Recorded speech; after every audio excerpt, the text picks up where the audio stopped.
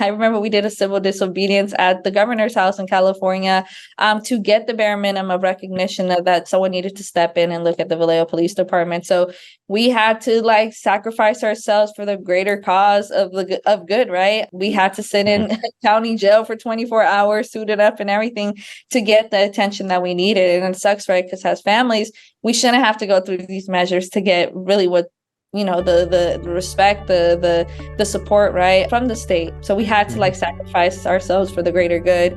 Welcome to Career Cheat Code. In this podcast, you'll hear how everyday people impact the world through their careers. Learn about their journey, career hacks, and obstacles along the way. Whether you're already having the impact you want or are searching for it, this is the podcast for you. On today's episode, we have someone who helps youth in San Francisco find their purpose and power. She and her family have also turned their own tragedy into purpose by becoming police accountability leaders throughout the country. Let's start the week with Michelle Monterrosa. All right. Michelle, welcome to the show. Thank you. Thank you for having me. Well, my name is Michelle Monterrosa. As we discussed, right, I kind of wear many hats in a sense of like how you said, two careers or two pathways that kind of intersect with one another. But right now I am a program coordinator at a nonprofit here in San Francisco called Horizons Unlimited, which I provide workforce development, job readiness skills to kids who are going through the system. Either they're on probation or parole right now, or they're just coming out of the system, or have been system impacted by their parents or their sibling, or just have no housing security, right? So that's kind of like what I do on the day-to-day from my, like, I want to say 9 to 5 because it's really a 9 to 6. That sounds right. And more. And more, right? And I'm here every day from Monday to Friday with these young people, kind of being like it's funny because I tell them, I'm not your teacher, I'm not your mom, I'm not your sis, but I'm like your mentor, kind of somebody that I'm trying to like lead you into this pathway of just knowing that you have purpose and power. And, no matter what your background is or what you've done, like there's still purpose behind it. And, sometimes we got to go through things in life, some unfortunate things too, right?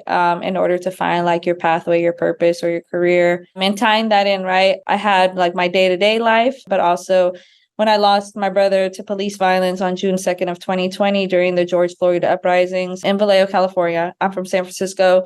That also propelled me into a whole new career, I would say, or work that I do, and just really leading as a police accountability leader, right? Many times you hear about stories on TV, on your newspapers, in your communities of like police have killed another person and another, right? And we hear about those stories, but you don't really hear about what the families are doing day to day. And for me and my sister, for us, we really like just leaned into that work and leaned into that calling, which we didn't sign up for. As my sister says it best, we didn't sign up to be God's strongest soldiers, but here we are 10 toes down and just trying to show the world what happens when families affected by police violence don't have the resources or support, by unfortunately having to uncover what happens in police departments and navigating systems without having support or resources, right? So that's really like the other work, the work I do in total together, but the day-to-day of being a program coordinator and role model and support to these youth, and then like the police accountability work I do, which I live with day to day, right? So those are kind of like the two pathways, and they're all intersect with one another. So that's kind of, yeah. Yeah, I mean, it's very clear, right? Like you're from the community and you're for the community, right? Like in your day-to-day, if life had not given you reasons to steer away, it's still clear to me that your path would have been to continue to dedicate your time to the youth and the community that you grew up in and that you continue to live in, right? And the folks that, in a way that you think is impactful to upbringing a new generation, right? And here we are, life throws curveballs your way, but you have handled it in a very really commendable way, of course, and like just so honorable and impressive to folks like myself, right? So like I mentioned to you before, but I lost my sister before, not to police violence, right? But to a disease, right? To sickle cell disease. And, my sister was 27 at the time. And, I have done things in this space to help really bring awareness to sickle cell and bring awareness to how to increase the bone marrow registry so folks can get cured of the disease. And I continue to be involved in boards and all that, right? You took your pain, suffering, time of grief and said, this is not okay.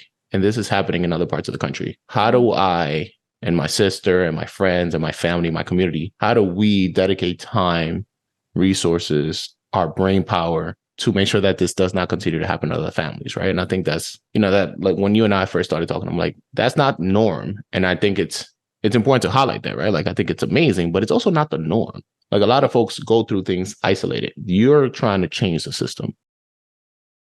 I would love to hear about some of the ways that you're actually approaching that and how you're actually going to different parts of the country, talking about your experience, talking about things that you think could work, and talking about ways that you are already making change in your city and in your local precincts as well. So I would love to hear about all of that. Yeah, no, thank you. And, a loss of a sibling, a loss to a parent, like, no matter how it is, that you feel that void daily, right? And I think for me and my sister, right, because you see me, but it's always us too.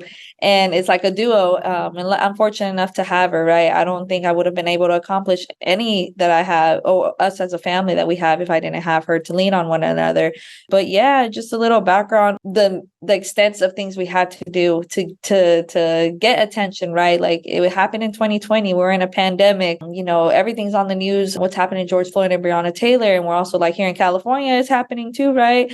And let alone, we're in San Francisco, and what happened, it was in Vallejo. So when you think of Vallejo, you think of CeCe Sabathia, you think of E40, Mac Dre, and all these rappers that make it out, right? Little do we know about the corrupt police department that there is. And through our advocacy, but also through really leaning into this too, right? Because like you said, it's not a norm. It's not normal for families to have to, it shouldn't have to be a normal, right? For us to do all of this. Like, if the system harmed you, you think the system's going to like fix it for you, right? But as we know, these systems weren't created for people like us, right? So here we are through our experiences trying to reform and change what we can, because we know what's happened isn't working. And for our family, we had to call and figure out what happened to our brother. No one called us to tell us. We shared locations with one another. My brother's last text message to us was to get justice for George Floyd. And literally 30 minutes later, he's gunned down. Through our advocacy, we had to find out everything about this department, learning and having to research. That's a whole nother thing. Like, we got our phones, but like really having to dig through everything, years of corruption, and finding out that in this department from 2012 to my brother, they had been killing one or two unarmed Black and brown men.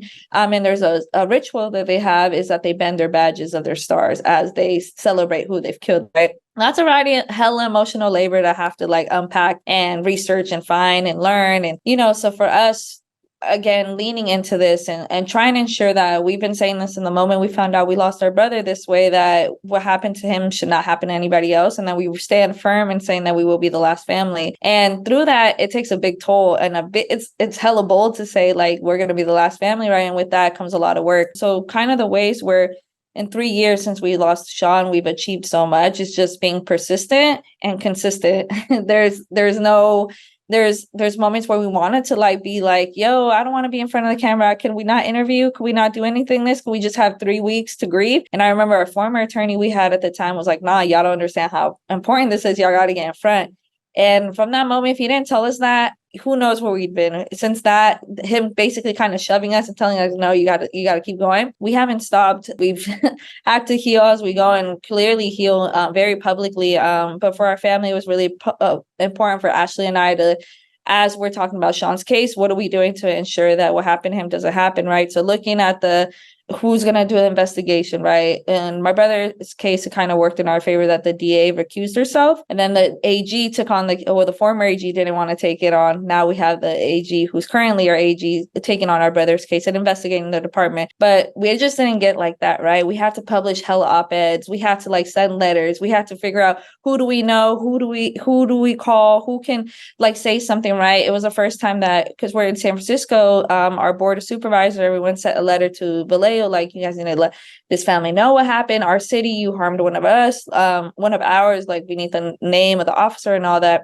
Then we get Nancy Pelosi to send her own letter and saying that she stands with our family, saying that she's urging for the FBI of Sacramento to intervene, so we had like a lot of like moving factors in helping us. So again, through the op-eds, through the news outlets and everything, we just had to like figure out any angle that we had or any way of where we can amplify, we used it. And also what was for us too, we also got involved in the policy and advocacy, right? Because ensuring like, we can say that we don't want what happened to our loved one to happen anymore, but what are the infrastructures that we have to change? What are the policies? What are the protocols and all that, right? The trainings, like that all takes like, they got to change the penal codes. They got to change all that stuff. So for us, it's like really diving deep and understanding kind of the California legislation process, the local process. So one, we got brought in it was a bill called SB2, which was the first police decertification. I think in New York, you guys have CCRB. It's not really a decertification, but it's like a review board, right? We don't have it here. We didn't have anything. So now we have just a straight recommendation board. So you send complaint to recommendation board for this officer to be terminated or fired, and they review it. And then they decide whether the misconduct is they can decertify them, right? So that's meaning that they can't jump from one county to another county, another county, another county. Because what's happening here in California, we don't really hold police accountable. They're just able to bounce around. So through that, we were able to pass that bill. Luckily, so now we were one of 4 states that don't have a process decertified. Now we passed it. So there's only, I believe, 3 states that need to. But then again, as I talked a little bit about the victims' compensation, when we lost Sean, some counties have victims' compensations, but also families affected by police violence aren't seen as like they're able to get victims' compensation. But what's the notion that's wrong about it is that people think there's just a lump sum of money, and people are like going to go, hey, give me 10 bands for my like healing or my relocation or whatever that is. Like, no, it's a whole reimbursement program. So that's another bill we're working on right now and trying to push forward. Because again, we really want to make sure that like, and from stopping the cycles of harm, people need to be healed too, right? And that's why we see a lot of the times like people are like, what about safety? What about all this stuff, right? And for us, it's like, no, if we like find the root cause of everything, it's like people just want to be healed. People just need access. People just need resources. Same thing with the young people I work with. A lot of times they're like do things because they don't have the access to counseling, to addressing their generational traumas and things like that. So again, for us going through this very traumatizing and like public thing, right? We've had to like lean into this work and really amplify and talk about the family experiences, because oftentimes you just hear what the media's narrative is. But it's really important for me and my family to make sure that people are aware of what's happening, what happened in our case, but also taking from what happened to us and preventing from it to happen to somebody else. That's kind of like, I guess, 2 ways I said: the media, the op-eds, the policy, and then again, just being brought in by other leaders, right? Being brought in by DAs, attorney generals on what they can do, right? Outside of your state. Outside of my state. Brought in of like, what can we do? How can we fix what's happening in my state? And it was crazy because at that last convening I was telling you about, people are like, what's a perfect attorney general? And that was a question that was posed to us. And for me, I was like, someone who just has compassion. I think we need to humanize everybody. We live in such a fast-paced world where, everybody's so quick to cancel each other, but we forget to like humanize each other and humanize our experiences. And again, I think just moving with that kind of humility in the world, it really like can bring someone who's hella ego up here and humble down real quick. So again, they posed that question. I was like, just humanize families, humanize yourself, humanize an experience, and humanize that, like, at the end of the day, we're trying to achieve something and make change. But if you're not creating infrastructures to like center that in the middle of everything, then you're just going to keep getting the us versus them mentality. Absolutely. So for me, I mean, that's kind of what I try to champion and say. Yeah, I think it's fascinating, right? Because I think, one of the things that strikes me about you is you're very big on the we. It's not about you. It's about the movement. It's about the things that you're working with and the people that you're working with and the family and the team, right? Would love to hear about how you've been able to find some partners, some allies, some folks to actually like work with and connect in an earnest way, because you kind of breeze through the fact that like you were able to be part of a movement that changed the legislation. Like that's a big deal, right? And not only is it a big deal, people sometimes spend their entire career trying to do things like that.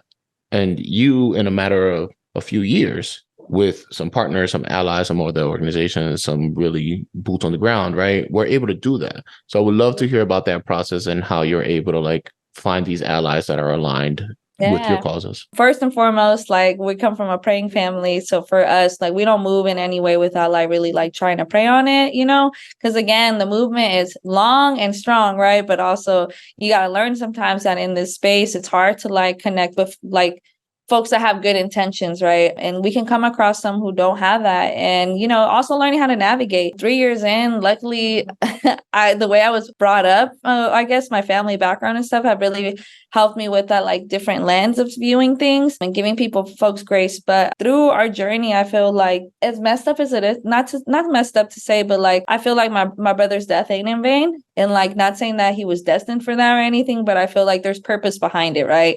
It's been 3 years as this department hasn't killed somebody. My brother's case really like opened the can of worms that's been happening for years and years. So I feel like already in our journeys, we're already aligned. I feel like so already. I feel like partners and people naturally come to you. Not come to you, but like you connect just authentically. And I feel like through our 3 years, we've been able to do that. Just connect with like we've seen some like messed up folks. I ain't going front, but then we've seen like really intentional people. And just at the end of the day, we're all trying to liberate ourselves. We're all trying to like change systems, right? And really, how do we work collectively together to achieve that goal? Met hella dope partners, met hella dope folks, like how we met at the HIP conference, just things like that, just connecting with folks like Jasmine Chavez brought us in, 2 years ago to speak on this, how policing does affect the Latino community too, right? And also how do we navigate and support families who are doing the work? How do we support initiatives and people that are leading and reforming police departments and stuff like that? So I feel like, again, just like authentically, you just line up and meet folks. So yeah, that's kind of what's helped us. And then also my sister and I, we had no prior experience to like, people are like, oh, you're so natural at this. I'm like, really? I'm like, we just boots to the ground, just did it, but we're fortunate enough through our journey. We did come up across some fellowships, right? Because we recognize that doing this work ain't free. It's a lot of emotional labor. So, for us, we like had little fellowships here and there to sustain us as we're doing this work. Can you speak about some of those? I would love for folks to learn about some resources that can help them sharpen their tools as they're kind of in different journeys. Yeah, so we were fortunate enough. We got brought in by Carmen Perez, who's at the Gathering for Justice. They had Troublemakers for Liberation Fellowship, which kind of taught us the 6 principles of King and Nonviolence, right? On how we view the world, how do we organize, but also view it and the lens of Dr. King's philosophy of the 6 principles of King and Nonviolence, right? And which we did one of those. We had to.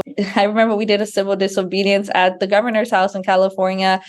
To get the bare minimum of recognition that someone needed to step in and look at the Vallejo Police Department. So we had to like sacrifice ourselves for the greater cause of good, right? We had to sit in county jail for 24 hours, suited up and everything to get the attention that we needed. And it sucks, right? Because as families, we shouldn't have to go through these measures to get really what the respect, the support, right, from the state. So we had to like sacrifice ourselves for the greater good. My sister did another one, like a social media one through Reform Alliance. They had a social media fellowship of how to use social media as a tool for social justice. And then the policy where we got looped in was Crime Survivors or Safety and Justice, which I briefly told you about, I think.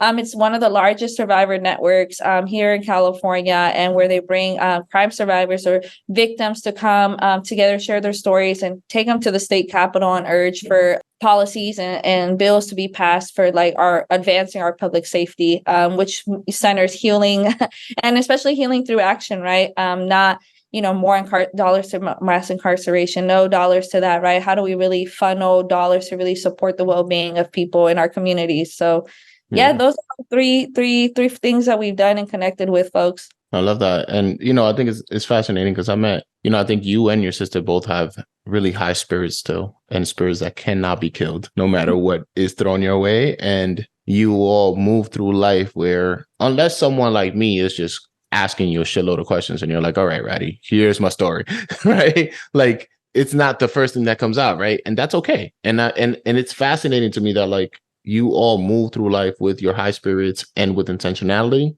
and have both figured out a way to say, this was really messed up and no other family should have to go through this. And we're going to try to figure out the resources, the tools that we need to make sure that that does not happen. And there's a lot of definitely courage, right? But also, I think it's just it's like really moving with purpose in a way that is hard to do, and in a way that is hard to get people around you to build a coalition around to say, no, this is really not okay, y'all. We need to change this whole thing. Yeah.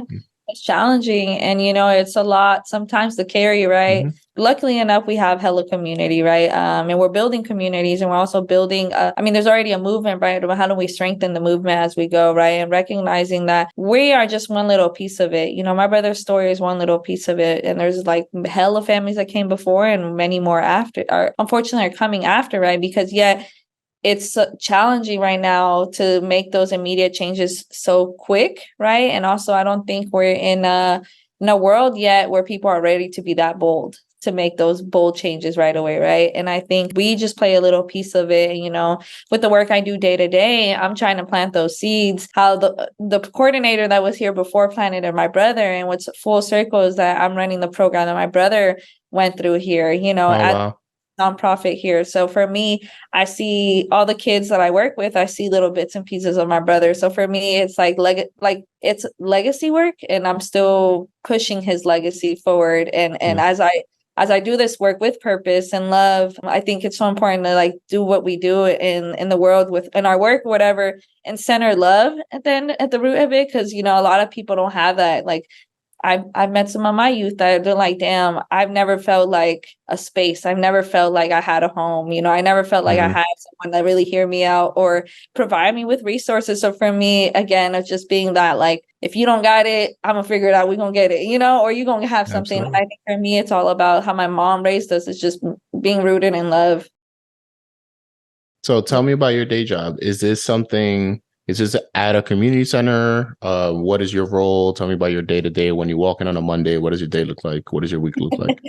Yeah, so right now, full circle, if you would have asked me, it's funny, I joke around this with folks. If you would have asked me maybe a month after my brother passed away, right? Hey, you got a job to work at here, it's called Horizons Unlimited in San Francisco. I would have been like, nah, you bugging. I'm not gonna work there, right? And I got a call actually when I was in New York, an art pop-up exhibit that they did for my brother in honor with like 20 other families that were affected by police violence in Williamsburg. They did a showcase of like phone booths. So you can call and leave a message to your loved one and pick up the phone booth, and the phone booth would just randomly ring, and then you can hear those messages. So it was a beautiful thing. And I actually got a call when I was out there. Hey, do you want to come in as a temporary staff to just support me in the program? And I was just like, it's hella crazy that I'm getting this call as I'm at my brother's phone booth, So for me, I felt like alignment, and I was like, hell yeah, let's just wait till I get back home. Let's see what it looks like, what my work plan would look like. And then I came back home. They told me what it was going to be. I'm basically supporting the same program that my brother was a part of. And for me, I was like, oh, wow. Like, it was like emotional at first. I'm like, okay, I'm just coming as support. And then a few months after, they saw like how devoted I was to the youth. They were like, nah, actually, you want the full-time gig, you're good. Wow. Yeah. So I'm the program coordinator, and I run the LifeWorks, which is a workforce development program for system impacted young people. So for me, like, I don't know, it's just crazy how like full circle, I've been so many places, I've been so many states advocating and talking about my brother's story, that here I am full circle being in the same office space or the same loft space I have for the youth where my brother was once before, right? He's actually hand numbered all the books that are in there. Oh, wow. So like little bits and pieces of him are in there. But my day to day, I'm here Monday to Friday. Well, Monday to Thursday. I work from home on Fridays, but I'm here Monday to Thursday with the youth. And, when I come in, straight to my computer and start like setting up a lesson plan for them, or I have my CITs with their coordinator and trainer. So for me, I'm really about like building up the next person. I want to work myself out of a role, right? I don't want to be in this forever. And I think it's so important to like pass whatever you can forward. So I have my youth come in at like 11:30, and they just support me with administrative things I need, putting like in the documenting system who's here, who's not, payroll, teaching them all that, how to function, call ADP, and kind of the administrative stuff. So the morning portion of the day, it's all admin. Middle of the day, I have some meetings with folks here. And then the rest of the afternoon, I just devote my time to the youth. What do they need? Do I need to write letters to their POs? Do I need to go to court for anybody? What does someone need? If someone's like, hey, I don't got groceries at home, boom, we'll walk down to Whole Foods down the block, and now, we'll buy them groceries or something like that. So simple as it is, just being of direct service. So that's kind of like my day to day, just being of service. Got it. That makes sense to me. And it's interesting, right?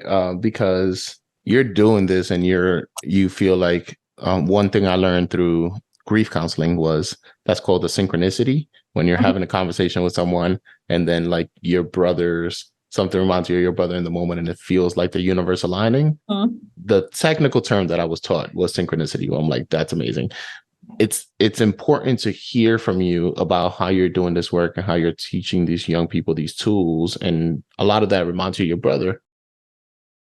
Would love to hear about your upbringing and about your perspective on your career path when you were young, right? Like, did you want to be a doctor? Did you want to be whatever, right? Like you told me earlier that this is not exactly what you wanted to do, right? But here we are doing it, right? So like, would love to hear about what that looked like when you were growing up. Yeah. So born and raised here in San Francisco, California, in the Bay. And I feel like being born here as it is in New York, right? You're already like born with like, or being in New York, you have like kind of a different lens of how you view the world, right? I grew up with like super dope, like educators, radical educators of just really bringing kind of like that social justice and ethnic studies lens to like anything they did, math, English, bio, all that stuff, because it really like made sense for us. So for me, that was like the school upbringing, right? Family upbringing was just hella close with my family. Like, you know, my mom's from Argentina, my dad's from El Salvador, and it's like hella really far away. And my dad went to study medicine in Argentina. I met my mom, and while he was leaving the wars of El Salvador, his family came to San Francisco. So when they got married in Argentina, they were like, "Hey, are we staying here?" And he was like, "My whole family's in San Francisco. Are we out?" And so they've been here ever since. So they've been in San Francisco, California for 29 years now. And wow. So we have deep roots here in the city. And so my family, like background and morals, like my mom really like grew us up going to the church and stuff. My dad's he went from being a doctor in a different country and then coming here and not being able to practice, right? Really just diving into the hospitality and tourism careers, right? Because that's all he could do. He's already expecting me because I'm the oldest. He was like, well, I can't go back to school now. I got a kid coming. So, you know, it went from like having a big career in another country to coming here to just like live and work whatever you can, right? And build what you can for your family. So I'm the oldest. My brother is 2 years apart, and so is my sister. So we're 2-2-2. So we all kind of grew up together. We went to the same school, same everything. If I went to one school, boom, they all followed. So again, just really a tight-knit family. And I guess, you know, being from the Bay Area, I played college softball. I played softball. Like that was my outlet for me growing up playing sports. My brother was being in nonprofits. His was kind of bouncing around, being an artist, being a musicianist, doing graffiti, whatever it was for him. And my sister was more kind of like the traveler. So we all kind of like played a role, I felt, in our growing up. But for me, like sports and really having that at a young age really taught me like time management, like like getting up hella early and then going to my tournaments and then traveling and all that stuff. So like really like the management of like gaining those leadership skills at an early age, I guess. And then also like just the time management. How do you schedule yourself? How do you do this? How do I prioritize things? So for me, that really like helped mold me. So when I was going up to school, I always thought I was going to play college softball forever. Like that was my goal. Like I was like, okay, college softball, and then I'm going to be an environmentalist. So I thought that was my like way of That's a like big shift. The big shift, right? Exactly. Now that I'm in what I do now, you're like, well, that's definitely not where I thought I was going to go. So for me, I played ball in Santa Barbara, and after my that's the name of that's the school that you went to. So I went to Santa Barbara City College because then I was on a pathway to go to the UC Santa Barbara, play there because I was playing softball. I did 1 year in Santa Barbara and I recognized this is not what I want to do. You know, one, being a college athlete doesn't always like, you know, my family didn't have the means to pay for me to be so far away. So I made a decision to come back home and really just focused on my studies. I kind of I retired my cleats. I put my glove away. I was like, all right, that's not the career I want, or I don't want to play sports no more. And then but I was taking one class that was called Racism in America. And that was a class who kind of like shifted my whole again of like, nah, I need to make a difference in the world, but just not through I thought it was environmental studies, and I was like, no, it's not that. So I started taking more like kind of ethnic studies, poli-sci classes, and that kind of like helped formulate a little bit and articulate myself when it comes to like doing like the work I do. But then again, that was school. It wasn't my career. In my career in the very beginning, I started being a delivery driver for a cannabis company here in San Francisco. So from like when I was 18 to 23, I thought that was like, I was going to be in the cannabis game forever. And I thought the cannabis career was going to be my thing. Like, I thought that was my way of like being able to give my family a living, that I could make a career out of it. So I went from a driver to management to harvesting to managing farms and all that stuff. So I thought that was my pathway while I was doing school. And I was still in that industry before my brother died. So for me, it was like I was moving on up and doing all that. And then when I lost my brother, it's like career shift. It's like I thought that was my pathway. But to answer your question, growing up, what did I see for myself? I think for me, when I was younger, I wanted to be a vet or be some type of medical because my dad wasn't able to practice in this country. So for me, I felt, okay, if I'm able to practice here or do some type of medical, I'm fulfilling his dream, right? I'm fulfilling what he did and try to achieve. So for me, I think I was trying to lean towards that, but then I wasn't a big math and bio person or anything like that. So then I realized I'm like, these are not my strengths. Let me go here. So I went more towards like the reading, the research, the, kind of like the history component of things while I was doing the cannabis. And for me, in the cannabis career I had, I wanted to be like, we still have people incarcerated for this. Like, how are we, legalizing and all this stuff? And I thought I was trying to change that industry and like reform it and do what I can that way. But then I realized that's not what the universe had planned for me. Like my hope, as I'm building my career and trying to figure out where else I want to go now, right? It's already written, and I just thought that was where I was going to go, and it's not. This is actually like how you were saying. My purpose is to do this type of work, actually. So it's crazy how life. You can go through something so tragic or so devastating and like so random, not random, but like I wasn't expecting it, right? I didn't choose. This wasn't my pathway to do work ever, right? I didn't even think about it. I never like saw myself doing this. I thought that it was the other way. And it's funny because the universe is like, nah, you're actually going to do this. So, Absolutely. Yeah. And I feel like my upbringing's different than my sister, right? And I feel like we always talk about this because people ask us like, how do y'all know, how did you, and I think our upbringing here in the Bay Area, the Black Panthers organized here. So you already have like all those teachings and stuff of like organizing, protesting. Even our schools taught us to do walkouts and stuff like, things like that. I feel like little by little in our upbringing, we're being trained in a way to be prepared for what was coming.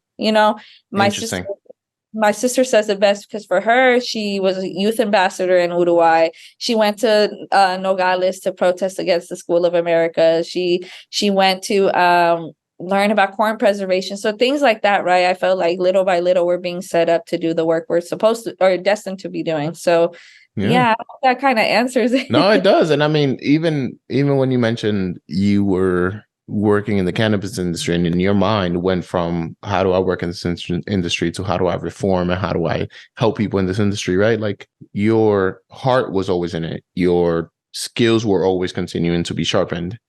And now it's just a matter of getting the right calling to help you say, all right, let me dedicate my efforts to this now. Right. And I think it's just all alignment and timing to get you to that place. Did you end up finishing school? And if so, what were your like declared majors and all that? Like, what is that? Yes. So I do have 2 associate's degrees out of like the City College of San Francisco, but I'm actually graduating in the fall this year with my BA in Latino Studies with a minor in political science, and then in hopes to go get my master's and so on, right? Because again, I truly feel that if there's access to your educational route, why not, right? And that's what I tell my youth, right? It's there for you when you're ready for it, right? So I share my story with them all the time. Like, yeah, I went to college right out of high school, took a little break, and then I found what I wanted to do. What was my passion? What did I really connect with? Where are my strengths? And that helped me like solidify what career or school, what I wanted to learn. So yeah, I mean, school's there, and I'm finally almost done. And also like giving myself some grace because I've been doing school while navigating my brother's loss. That was I could have easily folded. 100%. 100%. I think it's fascinating. Like, I don't know. I'm like, I see a lot of parallels in your story in that I started my grad school degree the week that my sister died. And it was a moment where it's like, I mean, I should probably just take a break. And like literally everybody around me was like, just take a freaking break, bro. And I was like, nah, we're not doing that. And like, first of all, I don't think that's healthy. But second of all, I do commend you in like you're about to finish now. you have continued to persevere and grown in so many ways, right? You're grown professionally. Hopefully you're allowing yourself that grace to grieve. Yeah. You're growing as a human, and now you're growing educationally, right? Like you're like pulling it all together and continuously moving forward in a way that, you know, is really admirable and commendable. And I think you're setting an example to a lot of folks in that there are many reasons that the world will throw at you to quit or to give up. Yeah. And a lot of those are valid. And I personally, you know, my heart is out to y'all if that is the route that you give, that you choose to take, because that's real, right? Yeah. And then I meet people like you that are like, yes, and I'm going to go ahead with my family and we're going to band together and we're going to try to do so many other things that are going to make this all purposeful and make it all have a meaning and a value in a way that I just, you know, I'm just in awe of you. And as I said, I met your sister, and I think you both just radiate great energy and excellence in like a really dope way. Oh, thank you. Yeah, and I mean, it's just for us there is no blueprint. There is no blueprint really to grieve. How do you, healing is not linear. It's a damn roller coaster and it goes on forever, right? So I might be smiling right now and tomorrow I might be down, but I always hear my brother, and I'm sure how you remind yourself or your sister, right, of their little sayings. Like for me, my brother, I'm the crybaby of the family. I was, and he'd be like, "Stop crying about, it, do something about it." And for me, like I take that with me every day. I'm like, I can cry about it, but I also got to do something about it, right? I always like hold that in my heart, no matter what, because it is important to like heal in this journey as we go, right? Because this is emotional work. It's taxing, but also like, at the end of the day, there is purpose behind it. And just trying to show up there for who I can, and especially the young people, because they're the next ones to take on, right? Mm-hmm. And I can, plant those seeds like they were planted in my brother at a young age, and they can make change in their ways, advocate for themselves in their ways. Like some of them, the way they advocate, like, "Hey, you didn't pay me right." I'm like, "Okay, bet. Let's see what I did wrong, or where'd you mess up?" So little things like that, advocate for yourself, no matter what. Because I do think that even workforce development, a lot of people think about it, "Oh, it's boring. You just, you're teaching them that, whatever. They have to learn someday." But for me, I really bring it with kind of like that social justice lens too, of them knowing how to advocate for themselves when they go to certain jobs or what career paths they want to go, right? Here in San Francisco, right, we're in like the tech mecca. A lot of them some of them see themselves in those spaces, some don't, right? But also I'm like, these tech places, they care about your well-being, right? They got ping pong over there. They got a whole popcorn booth over there, right? They want you to work, but they also want you to like experience something. So for me, I'm like, whatever career you want to go, advocate for yourself. If you want a little massage chair there, advocate for yourself. See if it's in the budget, so things like that, I just kind of like preparing them in what I can. Yeah. So you have a lot going on. You have school, you have work, you have calling, which some of that is kind of, there's a thread in there between work and calling. From a practical sense, it is outside of your business hours, right? So how do you keep yourself motivated? How do you continue to march forward with all that? Yeah, I mean, crazy about that because I was talking to my supervisor about that earlier. Like so many opportunities come and go, right?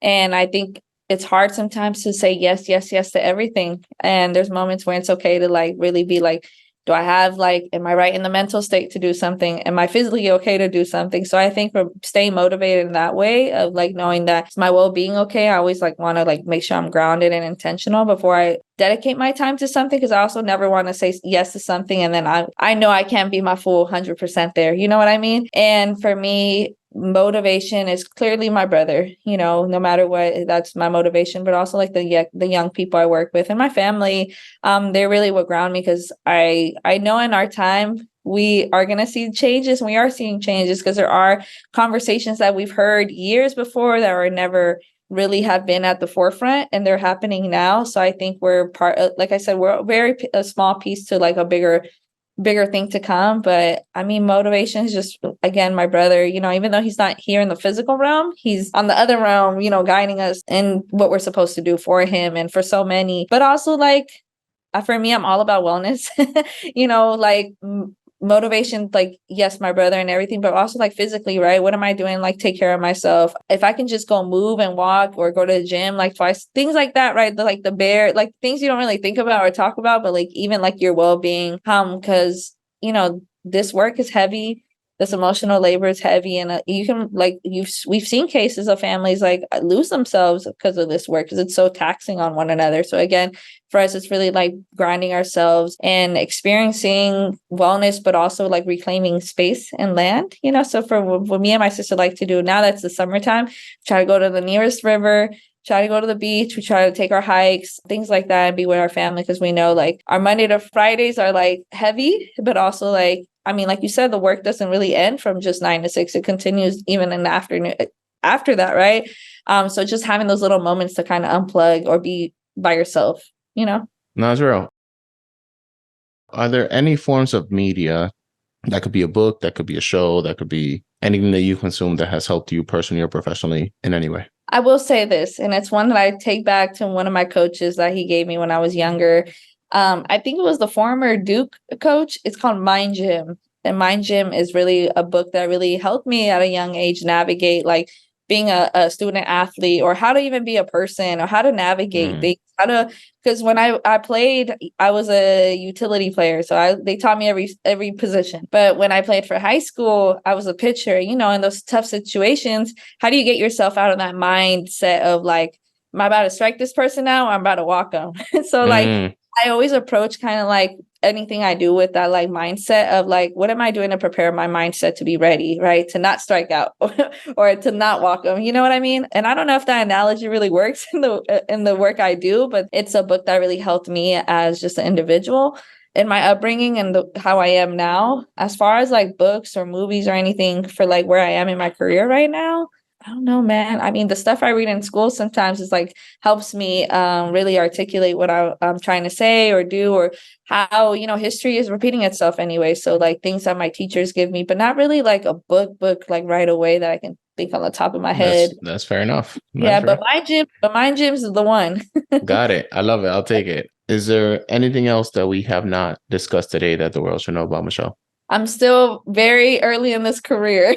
And I think, we've accomplished, my family and I and my sister and I, a lot in 3 years, right? And a lot of people are like, you're not your own or yet, you're not doing this yet, you're not that, we've done so much. And I think right now I'm very in the, like how you said, like piecing things together to like prepare myself for that next trajectory in my career, but also like what is the career, right? Because I feel like already we've accomplished so much and are doing it. It's just a matter of like sitting down and like manifest. I'm all about manifesting. What's my next 5-year plan looking like? Am I going to get my master's and be done then?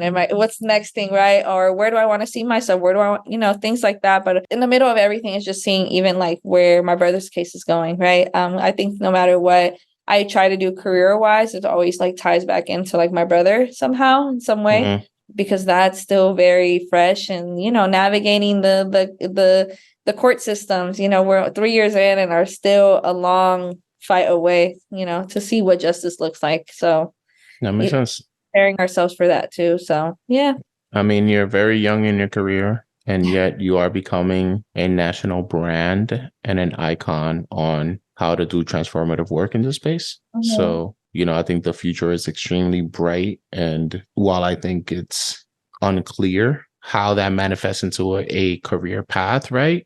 Because you didn't ask to be in this career and you didn't ask to be in this path, right? Yeah. And I'm sure you would very much prefer to never have walked in these shoes, right? And yet you're doing it, and you're doing it with grace, and you're bringing change to different communities in ways that different families, different states, different communities can appreciate. All of that will continue to become clearer and clearer as you take every step forward. So I appreciate you coming on and sharing some of your story with us.